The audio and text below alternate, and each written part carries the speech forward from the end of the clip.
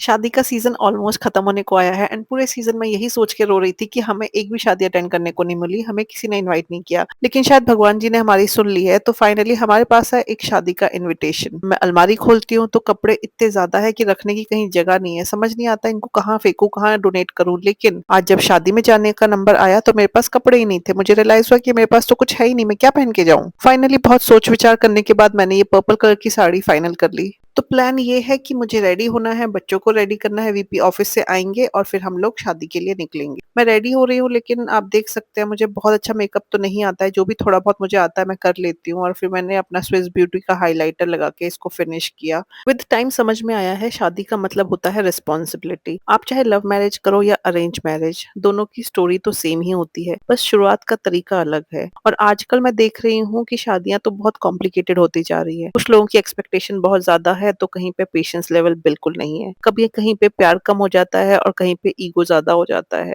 मैं मानती हूँ शादी तो कभी परफेक्ट होती नहीं है, लेकिन शादी को परफेक्ट बनाना पड़ता है। कभी-कभी आपको थोड़ा सैक्रिफाइस करना पड़ता है और कभी-कभी आपको अपने लिए स्टैंड लेना पड़ता है। मुझे तो बस इतना समझ में आया है कि शादी कभी परफेक्ट नहीं होती है। It's not about finding the right person, it's about becoming the right partner. बस इस चीज़ का ध्यान रखना कि जिसके लिए आप राइट पार्टनर बनने में इतना एफर्ट लगा रहे हो, क्या वो भी एफर्ट लगा रहा है? चीज़ें दोनों साइड से वर्थ होनी चाहिए। तो चलो मैं भी रेडी हो गई हूँ, देखते हैं फाइनल लुक।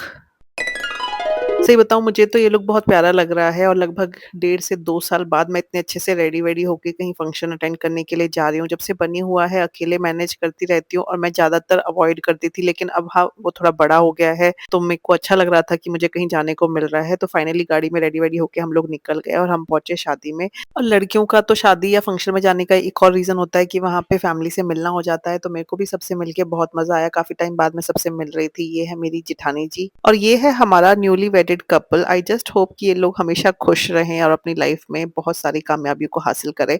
चलो मिलते हैं अपनी अगली वीडियो में। Bye bye, take care.